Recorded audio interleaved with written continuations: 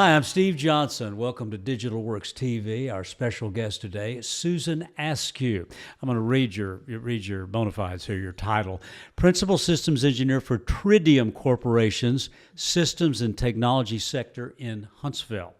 And Trideum, let me see if I say this right, provides test infrastructure work for the Army and the Department of Defense. Correct. Am I right on there? Right. Okay. You by trade are a systems engineer. I am by trade a systems engineer. Okay, so I would assume everybody knows what that is who's watching this, but maybe not. So maybe this is the way to ask it. As you see it, what do you do? Oh my. Well, systems engineering in general is about systems. Pretty much anything is a system. Yeah, we like have ecosystems, traffic systems. A pen is a very simple system, hopefully, unless it's a space pen, in which case it's a little more complex.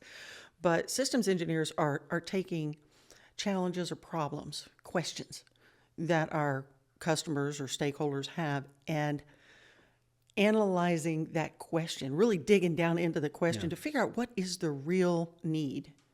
And in the environment of the system that is of interest, the system of interest as we call it, if it's your pen, what is the environment that pen is going to be used in? And we look at the design, the requirements and things of that nature in order to bring that concept into reality. So we are kind of, and I like to say, we're like the oil in the gears of production, whether that's production of a hard system, hardware, Can I get an example, for a real-world example that's not classified on something you do? What's an example of you plying your trade at the company you work for? Oh, my goodness. Well, Tridium, we focus on a lot of software solutions. So, we don't end up necessarily with a box of hardware at the end of the day, but we have hardware that will host our software. And part of the software solutions we develop help our Army test and evaluation customers do their job better.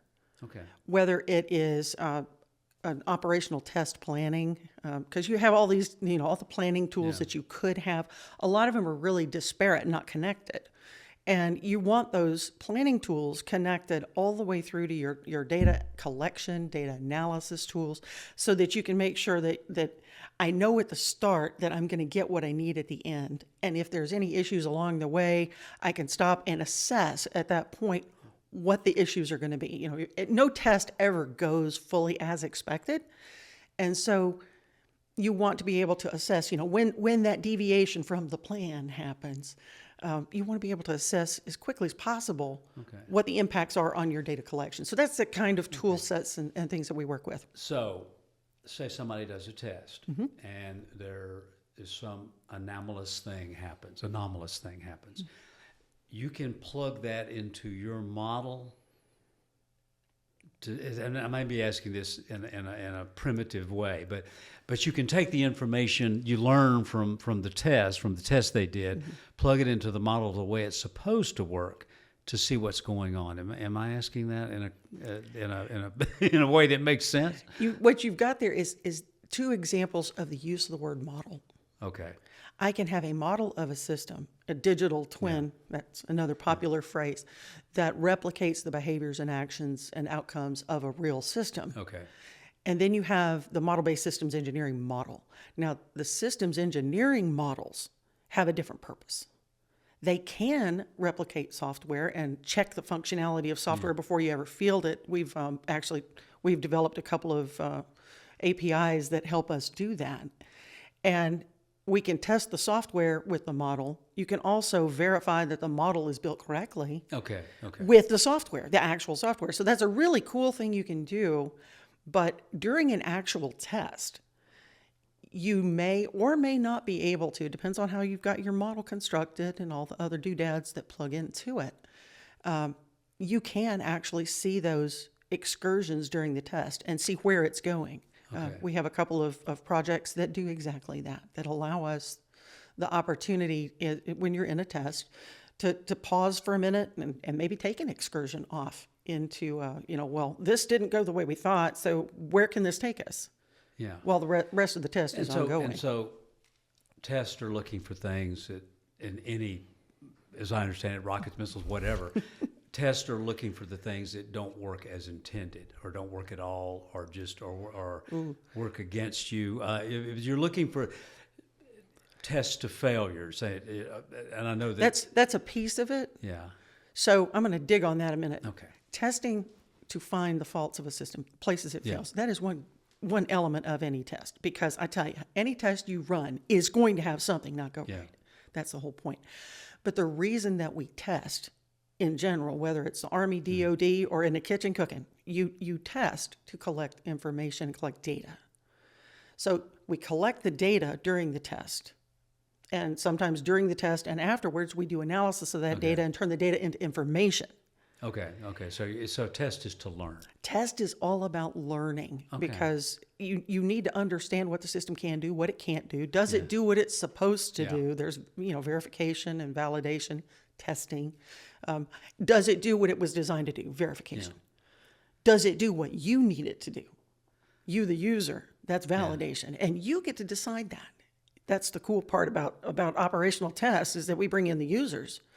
And the users of the system, whether they be military or commercial, they're the ones that are in there actually working with the system during the test.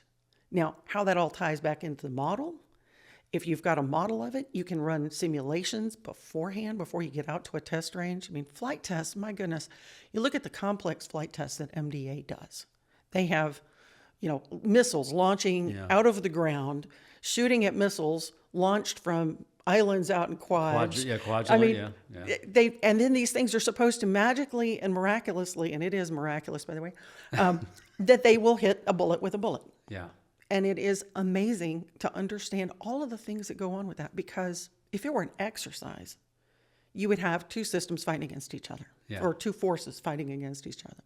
In a test, you're going to collect all kinds of data from each piece of it that's participating, from the target, from the spectator, from the observer's perspective, from the actual weapon system that's engaging, from all the sensors involved that are watching and feeding data to this to the weapon system. So the testing itself is incredibly complex.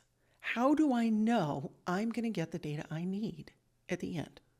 And your model-based systems engineering models is part of what factors into that, because the whole point of MBSE models is really to capture the environment that the system is in, the impacts that environment has, the interface points between the environment and the system, other systems the system has to work with, and then all of those interfaces that are internal to the system. How do the parts actually connect to each other? And by understanding that network of connectivity, we're able to determine when things break, how things break, if things aren't connected correctly, or if we have single point failures. And in missile design, especially in spaceflight design at NASA, I mean, a single point failure is that's just bad engineering from a systems engineer's perspective. If I haven't designed out all the single point failures possible, I have not done my job. So I need to make sure that I understand that when something fails, because it will, what do you do? And this is pulling that what if thread. And, what if, as I'm launching it, a bird hits my missile? Yeah. Has that ever happened? Yes, that has. If it's an ICBM launching, it's a real bad day for the bird. If it is a small, shoulder-mounted, like a tow missile or Stinger or something really small, and I'm using really dated systems because I'm an old engineer, but if it's a smaller thing, I mean, it's going to be a bad day for the bird, yes, but it's still going to be a bad day for the missile, because it's not going to end up where it's supposed to be. Yeah. So what do you do at that point? So would you in your line of work, when they're testing to find the information about what would you need to do, what do you do you develop a model for that? So I'm not an engineer.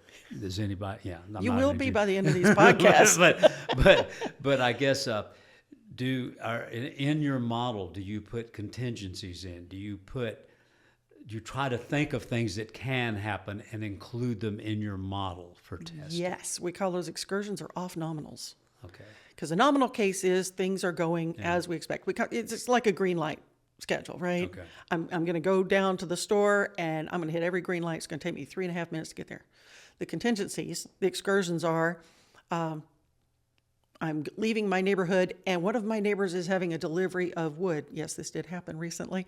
And the big truck is blocking across the entire road and there I sit. Yeah. Well, it is going to take me longer than 3 minutes. Did I plan for that? No, I really didn't because my neighbor didn't let me know. Why would they, right? So how do you handle that? Well, it's like when you're everybody's visualizing how they would handle it right now. you sit there and you patiently wait because there's no Or you point in back getting up, turn angry. around, go around 4 blocks and go get to the main If you're in the road. cul-de-sac, you just sit there. But so what do you do? I mean, and that is part of the building of the model. Okay. And this is one thing where modelers are incredibly useful because modelers may not have all the subject matter experience. The modelers know how to use the tools. They are the pros at driving the cameras, driving the software, driving whatever, set you've got, right? Yeah. They are the masters of the tool. And they know how to take what you're after and put it in the tool and make it come out the way it needs to be. Okay. You got to tell them what tell them what your output is. What do you really need to get out of it? And they'll make the models and the diagrams and tables and do all of the traces that you need done. There's a lot of analysis that goes on inside an MBSE model if you've got it set up right. Okay. And so as I'm entering the data and working with the modelers to get the information in there, they ask questions because they're not the subject matter experts yet. As you're building the model, there's the questions and the feedback are all digitally. Oh no, this is like you and me sitting down. So they're actual verbal conversations too. Usually that works best. Even in a world of digital engineering. That works best. But we do have ways of connecting. Yeah. We have Cameo is one of the tools of choice that DoD is using, and we have what's called Collaborator. Yeah. So when we're working with our software engineers and our design team, they have what they call the collaborator license. I'm a modeler. I'm in the model. I'm able to add things, elements, and make changes and do things. I love you, but you're not an engineer, right? But I still need your feedback. So you as an operator, I might say, hey, would you take a look at this flow diagram and see if the sequences of all of these steps make sense? Have I missed anything? And you would go in with a collaborator license, and basically it's like a little tourist passport. You can go in there and you can redline it. You can add comments. You can add questions. You can even draw graphics and things in there as a collaborator and say, you need to move this line over here, or this line should be this line should be blue, not red. These are the things that you can do, and so it's a way for software developers or hardware developers and other engineers, other specialists, to add their comments back into the model without actually having to engage with the modeler. But some of the best interactions happen when the modeler is looking at something. Instead of having to write down a question, they can actually talk with the software developers. Okay, so that interaction is really important. Talking is a good thing. All right. Oh yes. Okay, so you're a systems engineer. You have modelers, and I don't know how many modelers you might have on a system you're working on. Never enough. Okay, so like I've talked to people at a university setting where doctoral candidates are the modelers as the system is being developed. And there are companies who would have one systems engineer modeling for another systems engineer. Right, we have that. Mm-hmm. Okay, but the modelers you like using are the modelers who go to some place like Calhoun Community College or Wallace State and get a 2-year degree in systems engineering technology and become modelers. Those are incredibly useful. Okay, so you believe in them. Yes. So I mean, does that work as well as having another systems engineer doing the modeling for you? Or it depends on what you mean. Now, okay. That's how the classic. Different question. How well does it work using a community college grad who's a modeler? How well does that work? I'm going to throw back the classic systems engineering answer. It depends. Okay. The big thing is you're going to get the most out of that skill set. Yeah. That pairing of a modeler with a system engineer, Yeah. a developer, a software developer, hardware developer, a design engineer, whatever, you're going to get the most out of them when you pair them up and ensure that you understand what they can do, Okay. what they can't do, and what you need the model to do. Because it's all about understanding the need. A lot of times people go, oh, I've got a Cameo model where you're going to trace requirements in it. Yes, I can trace requirements in a Cameo model. That is one of its fortes, certainly. Yeah. There's a lot of other things I can do in a Cameo model.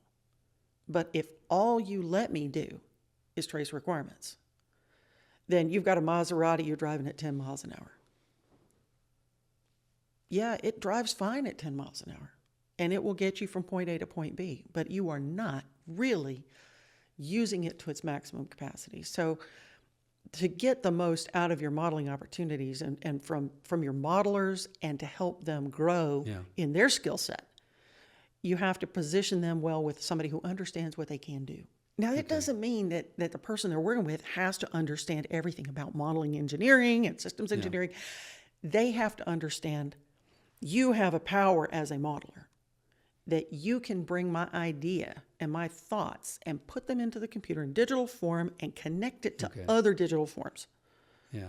And make it useful to me in that environment. Okay. So I don't have to rely on PowerPoint or Excel spreadsheets and a whole lot of hand jamming stuff in. So modelers can do what you need them to do. You have found this Definitely. in your daily work. And just like a good Army private, if you give them a tool and teach them how to use the tool, they will find ways to use that tool to their advantage that you never envisioned. Okay.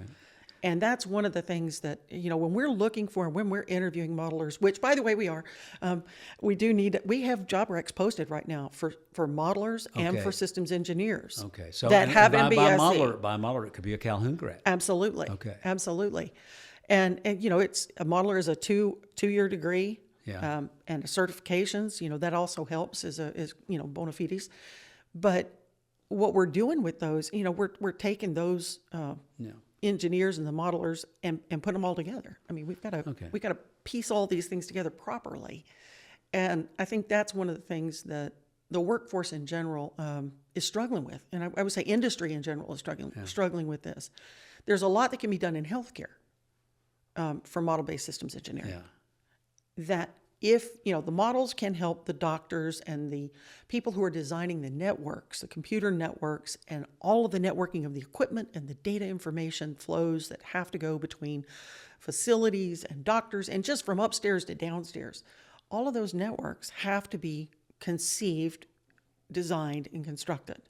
And model-based systems engineering can help provide that, even a template, a blueprint. Well, this is how we did it at Hospital A, and we want to replicate that, but we need it not quite as complex over here in Hospital B because this is a huge population and this is a rural hospital. How do I scale down that capability at the big hospital down to the small size? And the model-based systems engineering models can help you do that. Okay. So you're a believer. Your company Amen. believes in modelers, and you have some community college grads doing modeling for you right now. We do. Okay, so you believe it's the way to go. Why isn't it universal? Why are we even having to talk about this? Right? Why is it this model-based systems engineering? Everybody's got modelers, and they don't have to have another systems engineer. What is the pushback's probably not the best way. Is that? But what's some of the obstacles to growth? the reluctance maybe to go ahead and move in that direction. Yeah, there's a lot of different challenges, but I'll say the biggest one is it's the unknown. They don't know what can be done. If you think of it, back in, and I know Chris Crumley covered this, it's like the advent of CAD modeling. How are we going to do? I need my blueprints. I need my drawings. No, we're going to do them in the computer. How do I know they're going to be right? Well, the same way, industry and people who are not systems engineers don't know what they can do. I mean, if you're looking at a hospital, I like to go back to healthcare because everybody kind of understands hospitals and healthcare, right? Yeah. So I have an operating room. Yeah. And it's got a lot of equipment in it. I, as the customer of that operating room, I've got to have somebody go in and have surgery done. Do I need to understand everything that goes into how the medical staff uses all of those tools to themselves to get the outcome that I want, which is a successful surgery? No, I don't need to know how the anesthesiologist uses the tools that they have. I need to know that the anesthesiologist gets the outcomes that I want. It's kind of the same way with MBSE, that program managers and design engineers, we've been doing engineering for 40 years. Some of these large companies, we've been doing it for 40 years. But, and I've gotten here fine. I didn't have it back then, and I don't need it now because I'm doing just fine.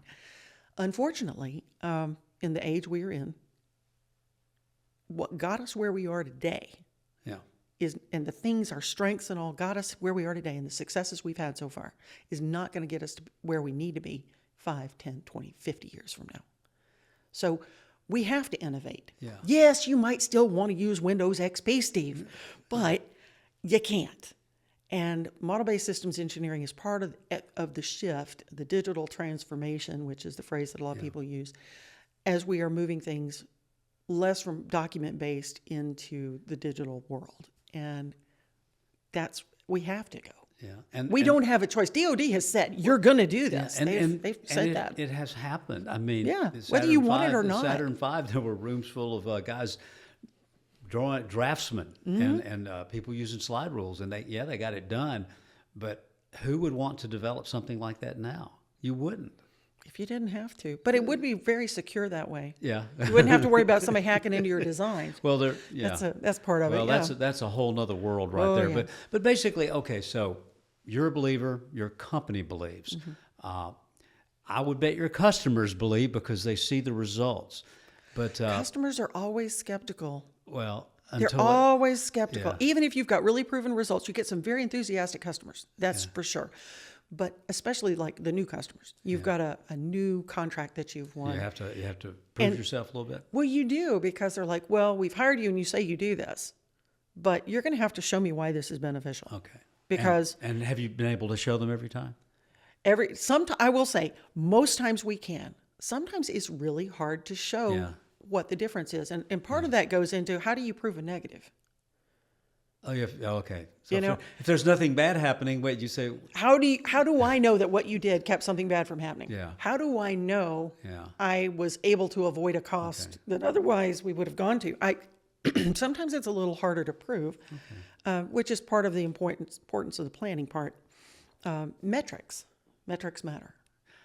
And that can help you figure out, what metrics do I need to collect? We have a new project we just started, and part of the problem solving early on is and exactly that question. I want to be able to, at the end of, the period of performance, to show my customer that, it was going to take you 4 hours to do this.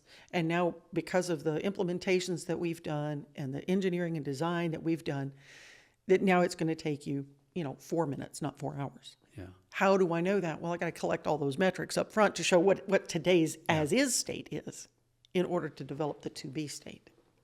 And that's really cool thing about the MBSE models, is that you can capture the as-is state to whatever level of fidelity you want or need, and then you can do those excursions. What if I change this? What if I reduce the weight? What if I use a different processor? What if I use a different material? How does that impact the structural integrity? How does that impact the ability to fly? What else? What are all the things that are tied to changing a material? If you're changing a material in a production line asset, you've got all kinds of production line tooling that has to also be changed and is affected by. Even if you upgrade all your materials, all the threads of changing that one thing, you need to understand what those threads are. And with good MBSE modeling, you'll understand that, because that material specification is going to be tied to some production tooling. And so when I say, if I change this, what in my factory is going to change? I can see that in the model before I do it. as opposed to changing something and then realizing as soon as all the equipment arrives, well, fudge, now I'm stuck. I've done something I didn't mean to do, and it's going to cost me another, $1 million to retool the rest of my production line to accommodate that one thing. I didn't have to do it, but we did it because the engineer thought it'd be cool. Okay, so this sounds so logical. And I know that some companies are reluctant because they're already doing it a way, and then they say, well, our way works. It's just working. We don't need to do something. But if you're going to say, and you have been saying this over and over again, but if you could say, if somebody said, well, why should we change? Let's just answer. What would you say? I mean, is there a brief why we should change answer? Why should we change? Why should we do it this new way, which you're going to have to learn a little something we don't know, a little bit of training.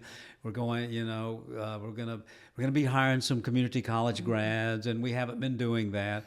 Why make the move? There's a carrot and there's a stick. Okay. The carrot is by embracing new technologies, you can increase your profit line. You're saving time, you're saving money, you're saving resources, you're finding efficiencies in what you're already doing that you didn't know you can have. So you can optimize what you're doing.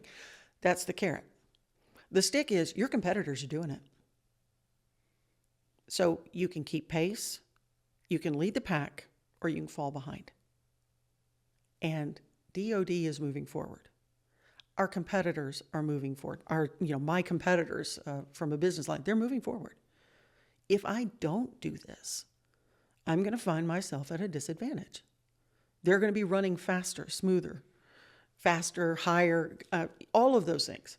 And I'm going to be struggling to keep up, dragging my cart and pony here, and they've got rocket boosters. It's a choice. If I have enough ponies, can I run as fast as their rocket? Probably not. Not in the long run. But it's a choice. So it's a business decision that has to be made as to how you implement digital engineering, how you leverage model-based systems engineers. Now, to your point about the college degrees, 4-year degree professional versus a 2-year degree professional versus somebody coming out of the career track from high school. Very different price points as far as salary goes, as far as what you can put on a contract with the government. There's a lot of different factors that go in there. So if I can take a systems engineer or a design engineer or a mechanical engineer, let them focus on the mechanical engineering pieces of it and the physics and the calculus and all that goes on with that, and let the modeler do the modeling, then you've helped increase a price point. I mean, you're able to gain efficiencies. I don't have to pay 2 4-year degrees to get the same outcome if I have a 4-year degree and a 2-year degree. So from a business perspective, you're looking at reducing your workforce costs. It's good sense, right? Now, the career track, and I just saw an article about this, and it was on the national news this morning, talking about Alabama's career track, the programs that we have in the Alabama education system in high schools, right? Secondary education. And this is one of those things that absolutely falls right smack in the middle of providing workforce-ready people right out of high school, because in high school they can take dual enrollment classes at community colleges, whether it's Calhoun or Wallace State or wherever that the courses are offered, and they can get that dual enrollment credit and graduate with the skills. The SET program is part of that. Yeah. So you could, if with a good planning behind you, you could graduate very quickly out of high school and even get an internship or an apprenticeship. And that's something that Digital Works is promoting, is the apprenticeships. I'm a big fan of that. Trying to get that implemented as often as I can at work whenever I get the chance. Yeah. But those apprenticeships right out of high school. So you don't have to go to college to be able to do this, because a good MBSE professional in the workforce, I need somebody who's creative in thought, somebody who is intellectually curious, who wants to understand the why. Why is that? Is that connected? What happens if? I need those kind of people. I need people who are intellectually not timid.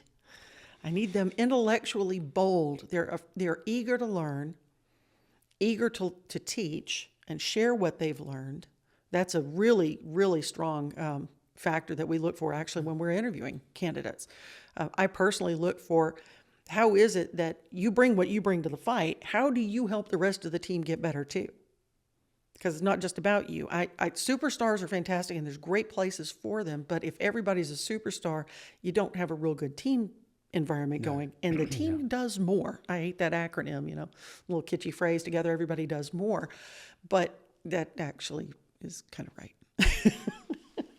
Okay, you brought a couple of books. I did. Before we're done, I want you to go ahead and show your books. Okay. Your props, because hand me that book. I need that. MBSE for Dummies.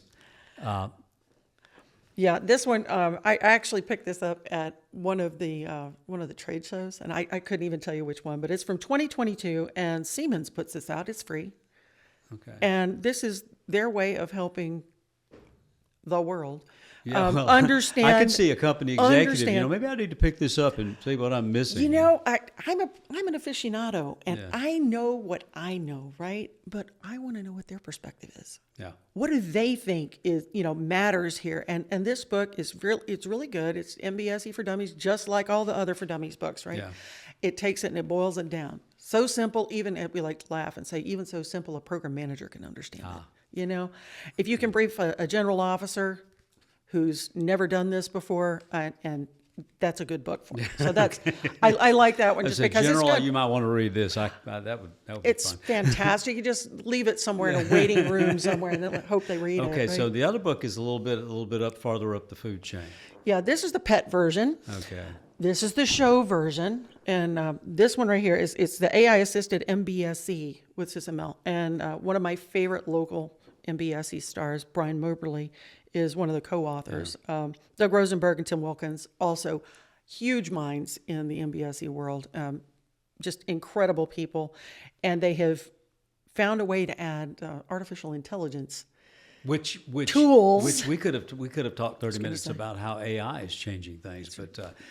Okay, so you've got the books, and that's the PhD level. Yeah, that's the PhD version, and but it's not for children. One of the things, and I think, as a non-systems engineer, modeler, anything, but to hear the students talk about the thing that excites them and probably excites you, is that there is more than one way to solve a problem. Oh my goodness, yes. And we come from a world so much where it's like, this is how you do it, or this is the way. But for the people actually doing the work, the fact that you can come at things from many directions is actually exciting. It is. Problem solving is one of the key things. Again, we're looking at candidates to fill jobs. How well do you solve problems?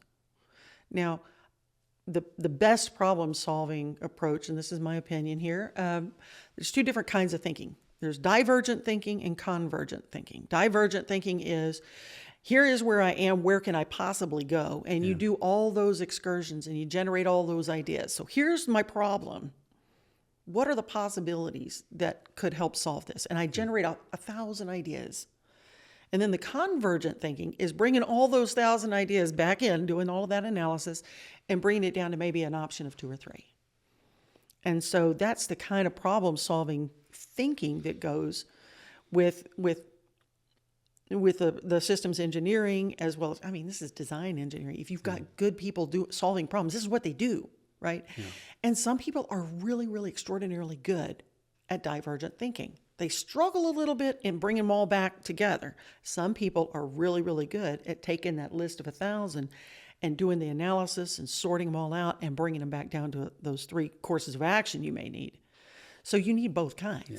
The cool thing is, and what a lot of students are really happy about is if you ask a modeler, we were having this discussion at work, if you ask a modeler, 3 modelers, how to model a system, you're going to get at least a dozen answers, because each one of them is going to have, well, you can do it like this, and you can like this. There's a lot of ways to do it.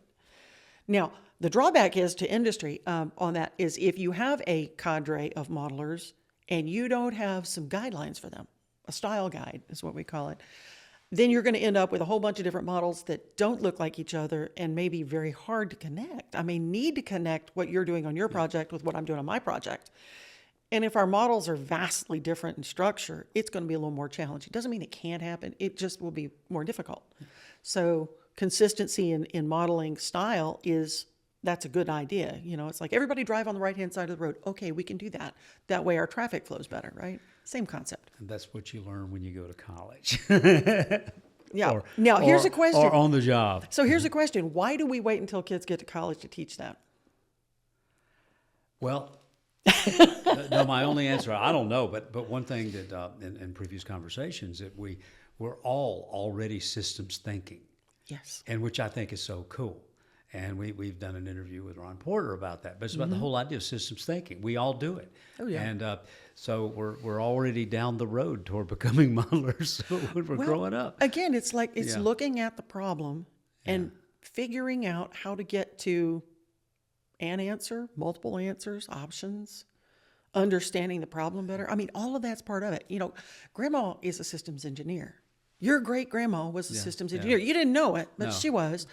Because every Thanksgiving, Thanksgiving comes around, and you're going to have all the family in. You got to have system has to work so everybody's got enough to eat. And So what is the objective? The objective is that on Thanksgiving Day at 12:30, everything will be hot, ready, and people will sit down at the table and eat.